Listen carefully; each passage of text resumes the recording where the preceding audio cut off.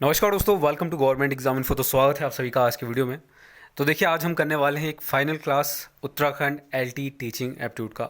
तो कल आप सभी का एग्ज़ाम है 8 अगस्त 2021 को। तो सबसे पहले तो अभी से आप सभी को ऑल द बेस्ट कल के एग्ज़ाम के लिए। और आज ये जो हम देखने वाले हैं, वैसे मैं सोच रहा था कि इसको ना कराया जाए, ठीक, क्योंकि ऑलरेडी काफ़ी सारी क्लासेस हो चुकी हैं और मैंने सोचा था कि जो मैराथन क्लास है उसके बाद कोई भी क्लास नहीं ली जाएगी, ठीक। लेकिन फिर आई थॉट कि एक क्लास ले ली जाए जो एग्ज़ाम पैटर्न पर जो क्वेश्चन रहते हैं, टोटल 30 क्वेश्चन, उसी का अकॉर्डिंग यहाँ पर आज हम 30 क्वेश्चन कर लेते हैं, ठीक। तो इन सभी क्वेश्चन को as a exam point of view आप अटेम्प्ट करना और देखना कैसा हो रहा है, ठीक। और आई थिंक सभी लोग अच्छा ही करेंगे, ठीक है। लेकिन यहाँ पर अगर कुछ क्वेश्चन ना भी हो पाए आपसे, ठीक है, तो इसका मतलब ये नहीं है कि आपका प्रिपरेशन ख़राब है, ठीक। तो जो क्वेश्चन पेपर रहेगा मेरे अकॉर्डिंग मॉडरेट रहेगा इजी टू मॉडरेट रहेगा, यानी कि आसान से थोड़ा कठिन मीडियम लेवल का पेपर रहने वाला है आपका मेरे अकॉर्डिंग। पर फिर भी कुछ कह नहीं सकते यूके ट्रिपल एस सी कब क्या कर दे, एग्ज़ाम के जो क्वेश्चन है डिफ़िकल्ट बना दे या इजी रखे, कुछ कह नहीं सकते हैं। तो इस वजह से हर तरह के क्वेश्चन करना इंपॉर्टेंट होता है। खैर, आज का जो ये आखिरी वीडियो है इसमें 30 क्वेश्चन एग्ज़ाम के अकॉर्डिंग, एग्ज़ाम पैटर्न के अकॉर्डिंग देखने वाले हैं। तो सारे क्वेश्चन आपको अटेम्प्ट करके देखना है एक बार लास्ट टाइम, और इसके बाद कल तो आपका एग्ज़ाम है ही, तो ऑल द बेस्ट उसके लिए। तो चलिए शुरू करते हैं और देखते हैं आज का पहला क्वेश्चन। और वीडियो को लाइक कर देना और चैनल को सब्सक्राइब नहीं किया है तो कर लेना, आने वाले समय में और भी एग्ज़ाम की प्रिपरेशन यहाँ पर होगी। तो चलिए शुरू करते हैं और देखते हैं पहला क्वेश्चन। तो ये रहा आज का पहला क्वेश्चन। इसमें पढ़ते हैं क्वेश्चन में क्या पूछा गया। विच of the following should be considered the most important quality of a teacher at primary level, ठीक है। क्वेश्चंस को पढ़ने के साथ साथ ऑप्शन भी अच्छे से पढ़ना जब भी आप इस तरह के क्वेश्चन अटेम्प्ट करते हैं, इंपॉर्टेंट होता है। निम्नलिखित में से किसे प्राथमिक स्तर पर शिक्षक का सबसे महत्वपूर्ण गुण माना चाहिए। क्या पूछा गया, प्राथमिक स्तर पर शिक्षक का सबसे महत्वपूर्ण गुण क्या माना जाना चाहिए। ये चार ऑप्शन है, इसको पढ़िए।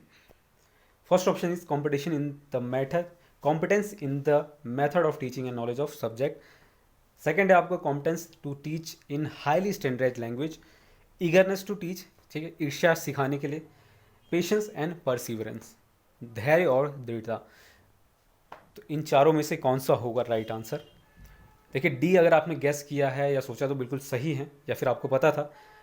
पेशेंस एंड परसिवरेंस बिल्कुल सही है। प्राइमरी लेवल पर जो चिल्ड्रन है उनको पढ़ाने के लिए पेशेंस और परसिवरेंस यानी कि दृढ़ता दोनों ही एक कह सकते हैं महत्वपूर्ण गुण माना जाता है, ठीक है। तो डी ऑप्शन बिल्कुल सही है, ठीक। बाकी चीज़ें बाद में आती हैं, डी ऑप्शन बिल्कुल सही है। इसके बाद अगला क्वेश्चन, नेक्स्ट क्वेश्चन है an important characteristic of formal operational stage of mental development is.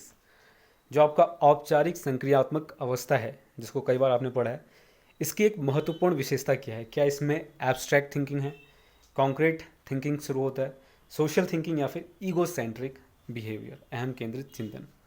क्या होगा फॉर्मल स्टेज में, फॉर्मल ऑपरेशनल स्टेज में। तो आई थिंक सभी ने गेस कर लिया होगा, एब्स्ट्रैक्ट थिंकिंग, ठीक है, इसके अंतर्गत आता है, यानी कि अमूर्त चिंतन जिसे कहते हैं, ठीक है। यानी कि इसका मतलब ये है कि जो इमेजिनेशन में होता है, थॉट्स में होता है, ठीक है, थिंकिंग, वो होता है आपका एब्स्ट्रैक्ट थिंकिंग। इसके बाद अगला क्वेश्चन देखते हैं। तो ये ऑप्शन आपका बिल्कुल सही है अगर आपने गेस किया तो। इसके बाद अगला क्वेश्चन, अगला है आपका continuous and comprehensive evolution is. सतत और व्यापक मूल्यांकन है, टीचर सेंटर्ड है, स्टूडेंट सेंटर्ड है, असेसमेंट सेंटर्ड है या फिर परफॉर्मेंस सेंटर्ड है। क्या होगा, continuous and comprehensive evolution is what. Simple answer है स्टूडेंट सेंटर्ड। जाहिर सी बात है, जो कंटिन्यूस एंड कॉम्प्रहेंसिव एवोल्यूशन होता है वो चाइल्ड को ध्यान में रख के या फिर कह सकते हैं स्टूडेंट को सेंटर में रख के किया जाता है। तो ये होगा आपका छात्र केंद्रित। तो बी ऑप्शन आपने गैस कर लिया होगा, बिल्कुल सही है, बी इसका राइट आंसर होगा। इसके बाद अगला क्वेश्चन देखिए। नेक्स्ट क्वेश्चन है आपका, Bloom's taxonomy is a hierarchical organisation of dash. Bloom का वर्गीकरण डैश का एक श्रेणीबद्ध संगठन है। ऑप्शन पढ़िए, अचीवमेंट गोल्स का, करिकुलर डिक्लेरेशंस का, रीडिंग स्किल्स का या फिर कॉग्निटिव ऑब्जेक्टिव्स का। तो इसका राइट आंसर क्या होगा ये बताना है आपको। और अगर आपने डी ऑप्शन गेस किया है या आपको पता था तो बिल्कुल सही है, कॉग्निटिव ऑब्जेक्टिव्स इसका करेक्ट आंसर होगा, संज्ञानात्मक उद्देश्य। तो डी ऑप्शन बिल्कुल सही है आपका। इसके बाद नेक्स्ट क्वेश्चन देखते हैं। नेक्स्ट क्वेश्चन है आपका, which of the following does not deter problem solving. समस्या हल करने में बाधा नहीं डालता है, कौन सा? इंसाइट होगा, मेंटल सेट होगा, इंट्रेचमेंट होगा, फिक्सेशन होगा। तो ये क्वेश्चन उतना डिफिकल्ट नहीं है, आई थिंक सभी लोग कर लेंगे। निम्नलिखित में से कौन सा समस्या हल करने में बाधा नहीं डालता है? तो सिंपल आंसर है इंसाइट। ठीक है, इंसाइट जो है वो बाधा नहीं डालेगा। मेंटल सेट भी बाधा डालेगा। किस तरह का मेंटल सेट है वो डालेगा प्रॉब्लम को सॉल्व करने में। जो इंट्रेचमेंट है, मानसिक तनाव है, वो भी डालेगा। और फिक्सेशन यानी कि किसी पॉइंट पर फिक्स हो जाना, प्रॉब्लम को आगे सॉल्व नहीं कर पाते हैं जिसमें, तो फिक्सेशन यानी कि स्थिरीकरण भी प्रॉब्लम को सॉल्व करने में बाधा डालेगा। तो इस वजह से इंसाइट जो है ऐसा है कि वो बाधा नहीं डालेगा। इंसाइट का मतलब ये है कि अचानक से कोई सॉल्यूशन मिलना, आपके कुछ सोच रहे हैं, कोई सॉल्व कर रहे हैं और अचानक से कुछ एक ऐसे पर्टिकुलर पॉइंट पे आपको सॉल्यूशन मिल जाता है, तो ये होता है आपका इंसाइट में वो सॉल्यूशन आपका आता है अंतर्दृष्टि से। तो इस वजह से ए ऑप्शन इसका करेक्ट आंसर है। इसके बाद नेक्स्ट क्वेश्चन देखिए। इसके बाद है 4 distinct stages of children's intellectual development are identified by. अब यहाँ पर इंटेलेक्चुअल का यूज़ किया गया है, तो इसमें कंफ्यूज मत होना। बच्चों के बौद्धिक विकास के 4 अलग अलग चरणों की पहचान निम्नलिखित में से किसने की है? एरिक्सन ने, कोलबर्ग ने, स्किनर ने या फिर पियाजे ने? तो इसका आंसर आपको बताना है। तो देखिए, पियाजे ने किया था और यही राइट आंसर है। इंटेलेक्चुअल हो या कॉग्निटिव डेवलपमेंट की बात की जाए, पियाजे करेक्ट आंसर है इसका। डी ऑप्शन अगर आपने गेस किया है तो बिल्कुल सही है आप। ठीक, इसके बाद नेक्स्ट क्वेश्चन देखिए। नेक्स्ट है आपका, the insight theory of learning is promoted bye, किसके द्वारा है? गेस्टाल्ट थ्योरिसिस्ट द्वारा, जीन पियाजे द्वारा, पेवलोव द्वारा या फिर वाइगॉस्की द्वारा? तो अंतर्दृष्टि सिद्धांत जो है वो गेस्टाल्ट सिद्धांतकार जो है इनके द्वारा ये बढ़ावा दिया गया था। तो ए ऑप्शन अगर आपने गेस किया है तो बिल्कुल सही है। Insight theory of learning is promoted by Gestalt theorists. तो फर्स्ट ऑप्शन बिल्कुल सही है। इसके बाद अगला क्वेश्चन देखते हैं। नेक्स्ट है आपका, in Vygotsky theory which aspect of development gets neglected. अब इससे रिलेटेड क्वेश्चन तो कई बार किया है, तो ये तो आंसर सभी को आता होगा। वाइगॉत्स्की के सिद्धांत में विकास के किस पहलू की उपेक्षा की जाती है? तो जाहिर सी बात है, 3 आपने पढ़े हैं, सोशल, कल्चरल एंड लिंग्विस्टिक, सामाजिक, सांस्कृतिक और भाषाई। तो ये तीनों जो पहलू हैं, एस्पेक्ट्स हैं, वो शामिल किए गए हैं। लेकिन जो आपका जैविक या जिसे कहते हैं बायोलॉजिकल, वो शामिल नहीं है। बायोलॉजिकल कह लीजिए, हेरिडिटी कह लीजिए, ठीक है, एक ही चीज़ है। तो ये चीज़ यहाँ पर, ये जो पहलू है उसकी उपेक्षा की जाती है वाइगॉत्स्की के सिद्धांत में। किसमें? विकास के सिद्धांत में। तो विकास का जो बायोलॉजिकल एस्पेक्ट है उसे नेग्लेक्ट किया गया है वाइगॉत्स्की ने अपनी थ्योरी में। तो सी ऑप्शन बिल्कुल सही अगर आपने गैस किया था। इसके बाद अगला क्वेश्चन देखते हैं। इसके बाद है आपका, project teaching method is associated with, ये किसके साथ संबंधित है? ये पूछा गया है, प्रोजेक्ट शिक्षण विधि। तो ये 4 ऑप्शन है, फ्रॉबेल, आर्मस्ट्रॉन्ग, जॉन डुई या फिर इनमें से कोई नहीं। अच्छा, इसमें थोड़ा सा कन्फ्यूज़न रहता है। प्रोजेक्ट मेथड वैसे तो किलपैट्रिक का है, ठीक है, यानी कि इस पर जो काम किया था वो किलपैट्रिक ने किया था, लेकिन इसे इंट्रोड्यूस किया था, या कह लीजिए जो स्टार्टिंग में इसके बारे में बताया था वो बताया था जॉन डुई ने। तो उसके अकॉर्डिंग जो ऑप्शन में दिया गया है उसके अकॉर्डिंग आपको आंसर करना है या फिर करना चाहिए, ठीक। क्योंकि ऑप्शन में आपके पास किलपैट्रिक नहीं है, तो अब आप यहाँ पर जॉन डुई चूज़ करेंगे।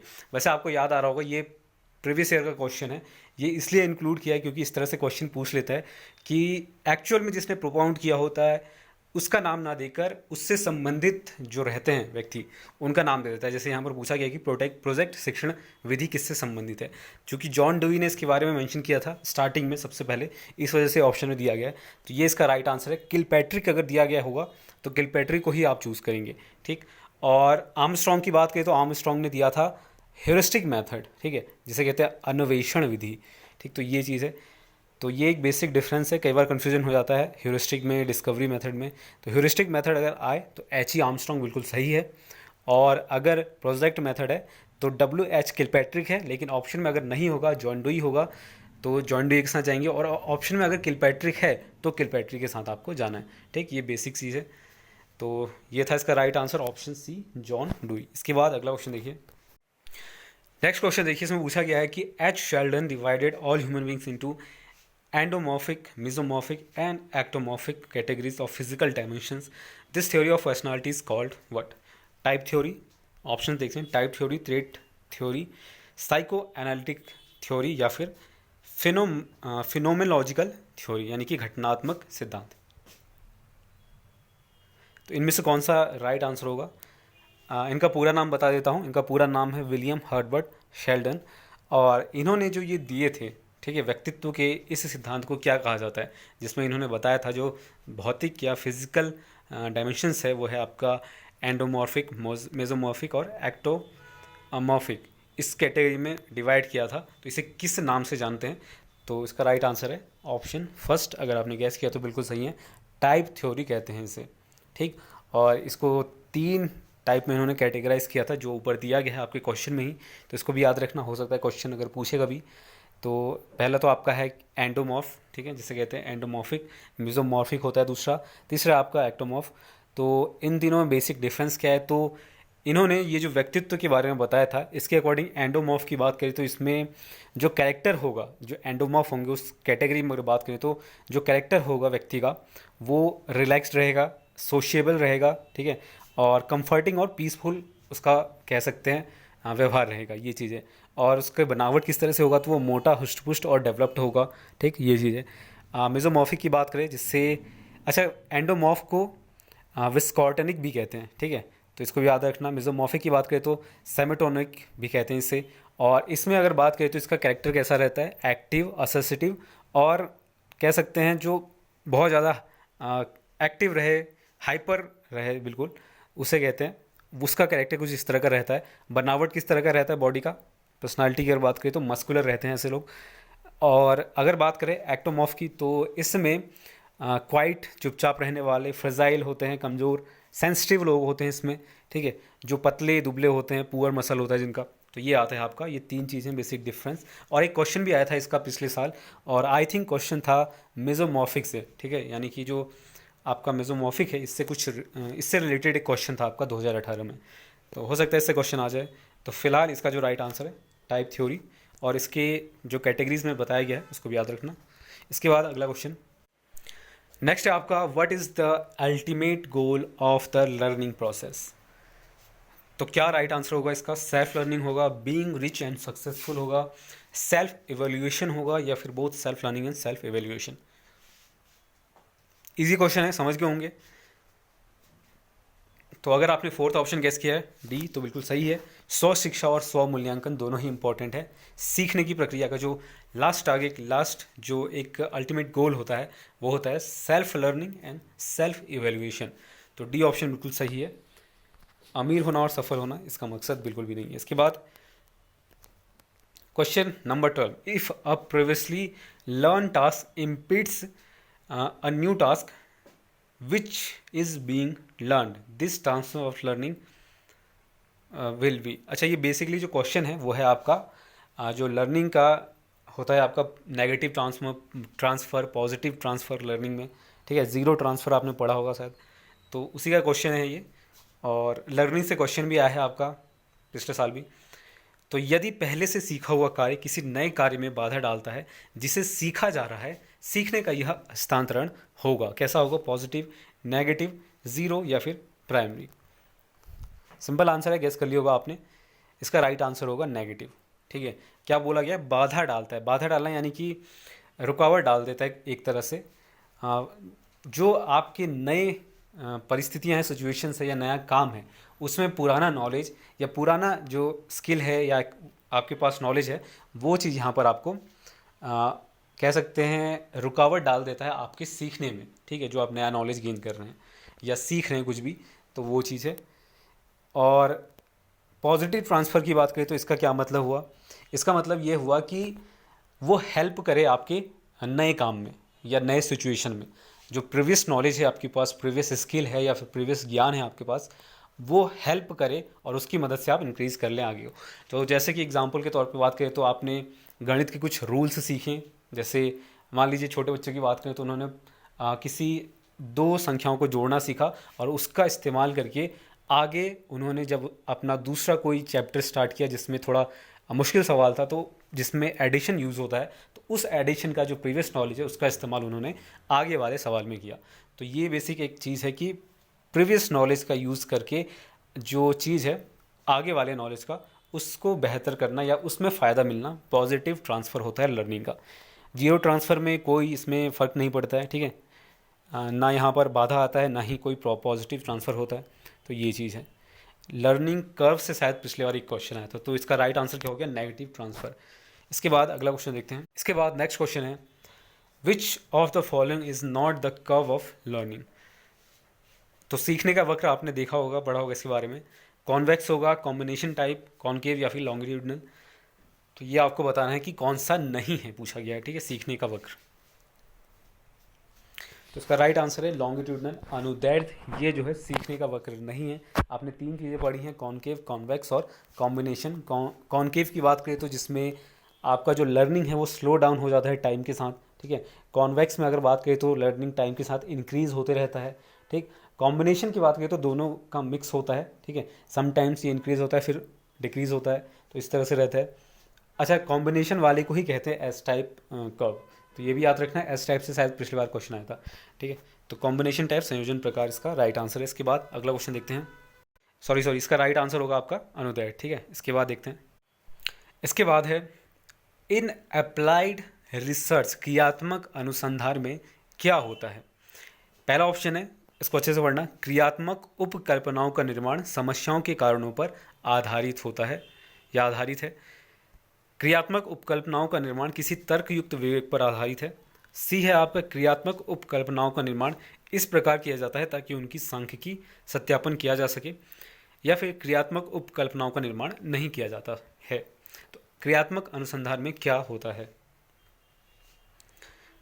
तो अगर आपने ऑप्शन ए गैस किया है, यानी कि the construction of hypothesis is based on the cause of the problem, ठीक है। तो कंस्ट्रक्शन ऑफ हाइपोथेसिस इसमें होता है और वो बेस्ड होता है आपके प्रॉब्लम पर, ठीक, समस्या पर। यानी कि आप हाइपोथेसिस परिकल्पना करते हैं प्रॉब्लम को, जो आपका प्रॉब्लम है उस पर बेस्ड कुछ हाइपोथेसिस यूज़ करते हैं, अपना परिकल्पना का यूज़ करते हैं। उसके बाद जो एक्शन रिसर्च है वो इसमें ये चीज़ होता है, ठीक है। Construction of hypothesis is based on the cause of the problem.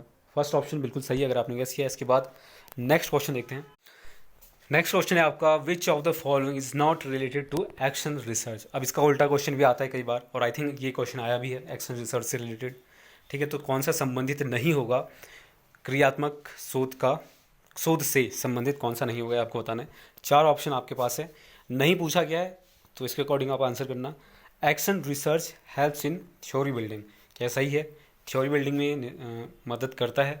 B है आपका, it enables us to solve practical problem. C है आपका, focus on problem that are of immediate concern, जिसको इमीडिएटली सॉल्व करना हो। इसके अलावा D offers formation feedback such that aims and methodology are open to variation. कौन सा होगा इसका राइट आंसर है, आपको बताना है। तो इसका जो राइट आंसर है, चूंकि पूछा गया है कि कौन सा रिलेटेड नहीं है, तो ये होगा आपका action research helps in theory building. ऐसा बिल्कुल भी नहीं होता है, क्योंकि इसमें हाइपोथेसिस का यूज़ होता है, तो ये थ्योरी बिल्डिंग में हेल्प नहीं करता है। क्रियात्मक शोध सिद्धांत निर्माण में सहायता करता है, ये गलत है, इससे संबंधित नहीं होगा। तो ए ऑप्शन अगर आपने गैस किया तो बिल्कुल सही है आप। इसके बाद अगला क्वेश्चन देखिए। Next question, action research means क्रियात्मक अनुसंधान का अर्थ है क्या है? एक अनुदैर्ध्य अनुसंधान, longitudinal research, applied research, a research initiated to solve an immediate problem, a research with socio economic objective. Economic की बात करें तो ये नहीं होगा, सोशियो इकोनॉमिक ऑब्जेक्टिव इसका नहीं है, ठीक है। एक्शन रिसर्च बेसिकली जो इमीडिएट प्रॉब्लम है उसको सॉल्व करने के लिए हाइपोथेसिस परिकल्पना के आधार पर परिकल्पना का यूज़ करता है। तो सी ऑप्शन बिल्कुल सही है यहाँ पर। एक शोध जिससे तत्काल समस्या को हल किया जा सके, इसका अर्थ है एक्शन रिसर्च का अर्थ यही होता है, सी ऑप्शन। इसके बाद नेक्स्ट क्वेश्चन देखिए।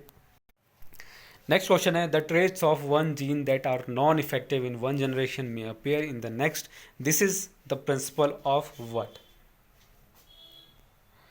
एक जीन के लक्षण जो एक पीढ़ी में गैर प्रभावी हैं और अगले में दिखाई देते हैं, यानी कि एक पीढ़ी को छोड़कर वो अगले में आ जाता है, जबकि दूसरे पीढ़ी में आना चाहिए था, जो नेक्स्ट पीढ़ी उसमें आना चाहिए था, लेकिन उसमें नहीं दिखाई देता है, उसके बदले वो बाद की पीढ़ी में आता है, ठीक है। ऐसा लक्षण या प्रभाव, तो इसे क्या कहेंगे? Independent assortment, segregation segregation and dominance, इसके अलावा ट्रांसफरेबिलिटी, जीन ट्रांसफॉर्मेशन। इसमें से कौन सा इसका राइट आंसर होगा? तो बी ऑप्शन बिल्कुल सही है, जिन्होंने भी गैस किया है। इसका राइट आंसर होगा अलगाव और प्रभुत्व। ये सिद्धांत है अलगाव और प्रभुत्व का, यानी कि एक पीढ़ी में जो प्रभाव है वो दूसरी पीढ़ी में ना दिखा के कहीं उसके बाद की पीढ़ी में दिखाई दे, तो ये होता है आपका अलगाव और प्रभुत्व, सेग्रीगेशन एंड डोमिनेंस। तो बी ऑप्शन अगर आपने गैस किया तो बिल्कुल सही है आप। इसके बाद नेक्स्ट क्वेश्चन देखिए। इसके बाद है question number 18, a new born baby will be a girl if it has. Heredity से क्वेश्चन आपके आ सकते हैं, ठीक है। तो हेरिडिटी को देख लेना, वैसे पढ़ा ही होगा आपने, तो इतना मुश्किल क्वेश्चन नहीं होता हेरिडिटी का, ठीक है। तो इसका राइट आंसर क्या होगा? एक नवजात बच्चा एक लड़की होगा यदि यह है X Y chromosomes, X X chromosomes, Y Y chromosomes, या फिर कैन बी डिसाइडेड। तो लड़की होगा एक नवजात बच्चा तभी होगा जब एक्स एक्स क्रोमोसोम्स होंगे, ठीक, कुछ इस तरह से रहता है। और जब एक्स और एक्स होंगे तो वो गर्ल चाइल्ड होगा, और अगर वाई यहाँ पर आ जाए, वाई ऐड हो जाए, तो यहाँ पर बॉय चाइल्ड होगा, ठीक। तो ये चीज़ है, तो एक्स एक्स क्रोमोसोम इसका राइट आंसर है। इसके बाद नेक्स्ट क्वेश्चन है, humans have dash pairs of chromosomes. Easy question है, 55, 46, 60 या फिर 26। माफ़ कीजिएगा, ये 23 है। तो अब आपको बताना है इसका राइट आंसर क्या होगा। तो यही राइट आंसर है, डी ऑप्शन सभी को होता है। पेयर्स की बात की गई है, डी ऑप्शन राइट होगा। तो 23 पेयर्स होते हैं गुणसूत्र के, इंसानों में या फिर ह्यूमंस में। तो डी ऑप्शन आपका बिल्कुल सही है, आई थिंक सभी ने गेस कर लिया है। इसके बाद नेक्स्ट क्वेश्चन को देखते हैं। नेक्स्ट है आपका, cognition is the process of knowing which does not include. क्या इंक्लूड नहीं करता है संज्ञान, जो कि एक जानने की प्रक्रिया है और इसमें सम्मिलित नहीं है क्या? थिंकिंग, अंडरस्टैंडिंग, बॉस्टिंग, या फिर प्रॉब्लम सॉल्विंग। कॉग्निशन में क्या शामिल नहीं है? तो सिंपल ऑप्शन देख के आप समझ गए होंगे, बॉस्टिंग इसमें शामिल नहीं है। सीखी बगाड़ना इसे कहते हैं। सीखी बगाड़ना आप समझते होंगे कि अपने आप को बहुत महान समझना, बड़ा चढ़ा की बातें करना, तो सीखी बगाड़ना, बॉस्टिंग जिसे कहते हैं, ये इसका एक पार्ट नहीं है। ऑप्शन के अकॉर्डिंग आपने गेस कर ही लिया होगा। तो कुछ इस तरह के क्वेश्चन भी आपको मिल जाएंगे जिसमें एक बिल्कुल डिफरेंट ही ऑप्शन होगा जो उसका आंसर नहीं होगा। तो इस तरह के एक दो क्वेश्चन आपको देखने को मिल सकते हैं। इसके बाद अगला क्वेश्चन देखते हैं। नेक्स्ट है आपका, which of the following statement does not define the nature of teaching exactly. यानी कि निम्नलिखित में से कौन सा कथन शिक्षण की प्रकृति को की सटीक व्याख्या नहीं करता है, ठीक है, एग्जैक्टली नहीं बताता है शिक्षण की प्रकृति को। निम्न में से कौन सा स्टेटमेंट? शिक्षण एक अंतःक्रिया है। दूसरा आपका, शिक्षण कला और विज्ञान दोनों ही है। तीसरा आपका, शिक्षण एक विकासात्मक प्रक्रिया है, या फिर शिक्षण केवल शिक्षक के लिए ही उपयोगी है। अब ऑप्शन देख के आप समझ गए होंगे इसका राइट आंसर क्या होगा, ठीक है। तो देखिए, शिक्षक डेवलपमेंट प्रोसेस है, बिल्कुल सही है, डेवलपमेंटल प्रोसेस है। आर्ट एंड साइंस दोनों कह सकते हैं। शिक्षण एक अंतःक्रिया है, ये भी सही है। इंटरेक्शन है, टीचिंग इज एन इंटरेक्शन, बिल्कुल सही है। डी ऑप्शन नहीं होगा क्योंकि शिक्षण केवल शिक्षण के लिए उपयोगी है, ऐसा बिल्कुल भी नहीं है, ठीक है। तो डी ऑप्शन बिल्कुल सही आंसर होगा। ये जो है सटीक व्याख्या नहीं कर रहा है एग्जैक्टली। तो डी ऑप्शन करेक्ट है अगर आपने गेस किया है, और आई थिंक सभी ने गेस किया है। इसके बाद अगला क्वेश्चन देखते हैं। इसके बाद है, according to right to education act 2009 which of the following is correct. अब देखिए, राइट टू एजुकेशन एक्ट से वैसे पहले क्वेश्चन आ चुके हैं इससे पहले भी, और राइट टू एजुकेशन की बात करें तो आई थिंक पिछली बार जो क्वेश्चन था वो आर्टिकल से रिलेटेड था, कौन से आर्टिकल में है, ठीक है। इस बार वैसा भी क्वेश्चन आ सकता है आर्टिकल से रिलेटेड, या फिर पूछ लिया जाए कि कितने वर्ष के बच्चों को यहाँ पर बात की गई है कंपलसरी एजुकेशन की, ठीक है, फ्री एंड कंपलसरी एजुकेशन की। फिलहाल ये जो क्वेश्चन है इसको देखते हैं। इसमें पूछा गया है कि शिक्षा का अधिकार अधिनियम 2009 के अनुसार निम्नलिखित में से कौन सा सही होगा। स्कूल कैपिटेशन फीस ले सकते हैं, यानी कि जो इंडिविजुअल फीस होता है। स्कूल प्रवेश के लिए स्क्रीनिंग लेंगे, तो क्या ऐसा अभी देखा है आपने कि स्कूल स्क्रीनिंग का एग्ज़ाम लेते हैं? मैक्सिमम जो स्कूल्स हैं, शायद कोई ऐसा स्कूल हो जो लेता हो अपना प्राइवेटली ऐसा कुछ, लेकिन अगर बात करें तो ये जो एक्ट है इसके अकॉर्डिंग जो स्क्रीनिंग है वो नहीं होता है कभी भी, और ना ही स्कूल जो है चार्ज करते हैं कैपिटेशन फ़ीस। तो इस वजह से इसका राइट आंसर होगा ना तो एक और ना ही दूसरा, यानी कि फर्स्ट और दूसरा दोनों ही गलत स्टेटमेंट है। तो इस वजह से नाइदर वन और नॉट टू। तो थर्ड ऑप्शन आपने गेस कर लिया होगा, बिल्कुल सही है आप। इसके बाद अगला क्वेश्चन देखते हैं। इसके बाद है according to right to education act 2009 what is the minimum number of working hours per week for a teacher teaching including preparation hours. तो प्रिपरेशन आवर्स को इंक्लूड करते हुए आपको ये बताना है कि right to education RT act 2009 के अकॉर्डिंग एक शिक्षक के लिए प्रति सप्ताह काम के घंटों की न्यूनतम सीमा या संख्या क्या है? 45 आवर्स, 35, 52, 48। तो अभी ये डायरेक्ट क्वेश्चन है, यानी कि अगर आपने पढ़ा होगा तो आपको आंसर पता होगा, नहीं पढ़ा होगा तो नहीं पता होगा। तो आपको बताना है इसका राइट आंसर, यानी कि इसमें कोई कॉन्सेप्ट यूज़ नहीं करना है। सिंपल आंसर इसका 45 आवर्स, ठीक है। 45 आवर्स का रहता है 45 घंटे का प्रिपरेशन को मिला के। इसके बाद नेक्स्ट क्वेश्चन देखिए। अगला क्वेश्चन भी आरटी एक्ट का ही है, तो थोड़ा 2-3 क्वेश्चन कर लेते हैं इसके। The right of children to free and compulsory education act 2009 ensures the rights of children with disability to free education for. बच्चों की निःशुल्क और अनिवार्य शिक्षा का अधिकार अधिनियम 2009 विकलांग बच्चों के अधिकारों को डैश से मुक्त शिक्षा सुनिश्चित करता है। बेसिकली ये पूछा गया कि कितने से कितने साल तक, ठीक है। तो क्वेश्चन को समझ लेना, कितने से कितने साल तक के बच्चों के लिए जो डिसेबल्ड हैं, दिव्यांग है, उनकी बात की गई यहाँ पर। अब आपको बताना है, तो जो नॉर्मल बच्चे हैं उनका तो आपको पता है, लेकिन जो डिसेबल्ड है उनके लिए कितना है। तो इसका राइट आंसर है 6 से 18 साल। डी ऑप्शन बिल्कुल सही है अगर आपने गेस किया है, ठीक है। तो 6 से 18 साल, हाँ, जो डिसेबल्ड बच्चे हैं उनके लिए रखा गया। तो डी ऑप्शन 6 से 18 साल। इसके बाद अगला क्वेश्चन देखते हैं। इसके बाद अगला क्वेश्चन एनसीएफ का है, नेशनल करिकुलम फ्रेमवर्क 2005 का, और इससे भी क्वेश्चन आ चुके हैं, तो इसके भी कुछ क्वेश्चन देख लेते हैं एक दो। तो अगला क्वेश्चन है according to NCF 2005 learning is dash and dash in its character. क्या है लर्निंग, ये पूछा गया है। एनसीएफ 2005 के अनुसार सीखना अपने चरित्र में डैश और डैश है, सक्रिय सामाजिक, निष्क्रिय सामाजिक, निष्क्रिय सरल या फिर सक्रिय सरल। तो ये है आपका active and social. First option अगर आपने गैस किया तो बिल्कुल सही है आप, एक्टिव एंड सोशल इसका राइट आंसर है। इसके बाद अगला क्वेश्चन देखिए। नेक्स्ट क्वेश्चन है the national curriculum framework 2005 recommends that children's school education must be link with what? The annual examination, the outside school environment, the mainstream options opinions, या फिर the condition of the school infrastructure. राष्ट्रीय पाठ्य चर्चा रूपरेखा NCF 2005 अनुशंसा करती है कि बच्चों की स्कूली शिक्षा को जोड़ा जाना चाहिए किससे? वार्षिक परीक्षाओं से, स्कूल के बाहर का माहौल, मुख्य धारा की राय, या फिर स्कूल के बुनियादी ढांचे की स्थिति से। तो जाहिर सी बात है, जो आउटसाइड ऑफ स्कूल है, स्कूल के बाहर का जो समाज है, जो भी है, उससे लिंक्ड होना चाहिए, उससे जुड़ा होना चाहिए। क्या? जो आपका स्कूली शिक्षा है, स्कूली एजुकेशन है, अकॉर्डिंग टू एनसीएफ 2005। तो बी ऑप्शन बिल्कुल आपने गैस कर लिया होगा, द आउटसाइड स्कूल एनवायरनमेंट। तो सेकंड ऑप्शन आपका बिल्कुल करेक्ट है। इसके बाद अगला क्वेश्चन देखते हैं। नेक्स्ट है आपका NCF 2005 has been translated into dash many languages. कितने लैंग्वेजेस में ये ट्रांसलेटेड है एनसीएफ 2005 का जो है? तो 10 है, 12 है, 18 या फिर 22। तो इसका राइट आंसर है 22। 22 लैंग्वेज में से इसका अनुवाद किया गया है। और 17 स्टेट्स में अगर बात करें तो एनसीएफ ही काम करता है मेनली, जो नेशनल करिकुलम।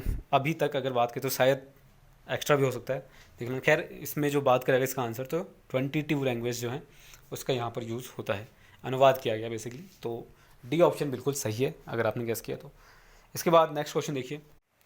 नेक्स्ट है आपका 28 question, which of the following most clearly demonstrate the existence of emotional attachment. इनमें से कौन सा है जो भावनात्मक लगाव के अस्तित्व को प्रदर्शित करेगा या करता है? Language development, imprinting, separation anxiety, या फिर लर्निंग वॉक, यानी कि चलना सीखना। तो क्या होगा इसका राइट आंसर? बात की गई है भावनात्मक लगाव की। अब आपको इसका आंसर बताना है। सी ऑप्शन बिल्कुल सही है, सेपरेशन एंग्जाइटी जो है ये होगा आपका इमोशनल अटैचमेंट, विरह वियोग जो होता है, ठीक है। चाइल्ड का मदर से जो सेपरेशन अगर करें, तो जो इमोशनल अगर बात करें, भावनात्मक लगाव, तो ये होगा आपका सेपरेशन एंग्जाइटी, ठीक। इसके बाद अगला क्वेश्चन देखते हैं। नेक्स्ट क्वेश्चन है, according to dash we face a specific psychosocial dilemma at each stage of life. तो पूछा गया है कि डैश के अनुसार, यानी कि किस साइकोलॉजिस्ट के अनुसार हम जीवन के प्रत्येक चरण में एक विशिष्ट मनोवैज्ञानिक मनोसामाजिक दुविधा का सामना करते हैं। ये किसने कहा था? यह आपसे पूछा गया, एरिक्सन ने, लॉरेंस कोलबर्ग ने, सिगमंड फ्रॉयड ने, जेम्स कॉलमैन ने। तो ये कहा था एरिक्सन ने, ठीक, कि हम जीवन के प्रत्येक चरण में एक विशिष्ट मनोसामाजिक दुविधा का सामना करते हैं। किसके अनुसार? एरिक्सन के अनुसार ये कहा गया था। तो फर्स्ट ऑप्शन अगर आपने गेस किया है तो बिल्कुल सही है आप। इसके बाद नेक्स्ट क्वेश्चन देखते हैं। तो ये आखिरी क्वेश्चन है, 30th क्वेश्चन, और इसमें क्वेश्चन क्या पूछा गया देखते हैं। क्वेश्चन ये है कि psychological factor for disruptive behaviour includes what? Option है insecure attachment to their parents, poverty, large family size, ठीक है, last family size foster. B है आपका पेरेंट्स, माफ़ कीजिएगा थोड़ा सा एरर हो चुका है यहाँ पर, तो हिंदी में देख लेते हैं, हिंदी में सही होगा। विघटनकारी व्यवहार के मनोवैज्ञानिक कारकों में शामिल है अपने माता पिता से इनसिक्योरिटी फील करना, ठीक है, गरीबी, परिवार का बड़ा आकार, पालन गृह, माता पिता प्रतिरोधी तरीकों का प्रयोग करते हैं, उपेक्षित वातावरण, ठीक है। Psychological factor for disruptive behaviour क्या इंक्लूड करता है, पूछा गया। तो इसका आंसर होगा ऑप्शन के अकॉर्डिंग पहला, दूसरा, क्या ये सही है? First and fourth, second and third होगा ये, और ऑल ऑफ दीज। कौन सा राइट आंसर होगा? All of this right answer होगा इसका, ठीक है। क्या पूछा गया? Psychological factor for disruptive behaviour include insecure attachment to their parents, ये भी सही है, पॉवर्टी, लार्ज फैमिली साइज, ये भी सही है, parents use coercive child rearing practices and neglected environment which of above is the correct statement. तो चारों ही सही हैं इसकी, ठीक है। इसके बाद ये आखिरी क्वेश्चन ही था, तो बस आज के लिए इतना ही, ठीक है। होप आपने सारे क्वेश्चन अटैम्प्ट करे होंगे मैक्सिमम। तो बस आज के लिए इतना ही, और उम्मीद करता हूँ वीडियो आपको अच्छी लगी हो। तो ये एक आखिरी क्लास है उत्तराखंड एलटी वालों के लिए, तो जो कि कल आपका एग्ज़ाम है, ठीक है। तो बस इतना ही रखते हैं आज के लिए, और अब तो खैर एलटी क्लासेस कंप्लीट हो चुकी हैं आपकी, तो अब कोई नए एग्ज़ाम की प्रिपरेशन स्टार्ट करेंगे, ठीक है। तो देखते हैं उसको आगे जब समय मिलेगा। तो फ़िलहाल ऑल द बेस्ट आप सभी को एक बार फिर से, और होप कि आपका जो कल का एग्ज़ाम है बहुत अच्छा जाए, एंड ये भी होप करते हैं कि वेदर भी काफ़ी अच्छा रहे, ठीक है, बारिश ना हो जाए कहीं, ठीक है, तो प्रॉब्लम हो जाता है कई बार सेंटर में जाने में। तो वैसे तो आप लोग अभी पहुंच गए होंगे अपने सेंटर, जो दूर वाले हैं, वैसे नज़दीक वाले तो अपने सेंटर पर कल भी जा सकते हैं, ठीक है। तो 10 से 12 और 2 से 4 ये 2 शिफ्ट में एग्ज़ाम होने हैं। कोई अगर कैंडिडेट पेपर शेयर कर देगा तो अच्छा रहेगा, अगर आप शेयर कर सकते हैं तो फर्स्ट शिफ्ट और सेकंड शिफ्ट दोनों में कोई भी अगर कर दे तो एक सफिशिएंट है, ठीक है। तो फ़ोटोज़ खींच कर आप भेज सकते हैं सिंपली टेलीग्राम पर, पर्सनल कांटेक्ट में नहीं मांग रहा हूँ, ठीक है, मांगना भी नहीं चाहिए यहाँ पर। तो इस वजह से आप टेलीग्राम का जो लिंक है वो मैंने डिस्क्रिप्शन में दिया है, तो ज्वाइन कर सकते हैं और शेयर कर सकते हैं, ठीक है, ताकि उसका एनालिसिस कर सकें एटलीस्ट। और जो टेलीग्राम है अभी तो मैंने प्राइवेट रखा है, अभी थोड़ी देर में मैं इसको पब्लिक कर दूंगा, तो वहाँ पर आप भेज सकते हैं मैसेज वगैरह अभी थोड़ी देर के लिए, ठीक है, कल तक के लिए। तो बस आज के लिए इतना ही, तब तक के लिए धन्यवाद, एंड एक बार फिर से best wishes for your exam, ठीक है। तो शुभकामनाएं आप सभी को, धन्यवाद।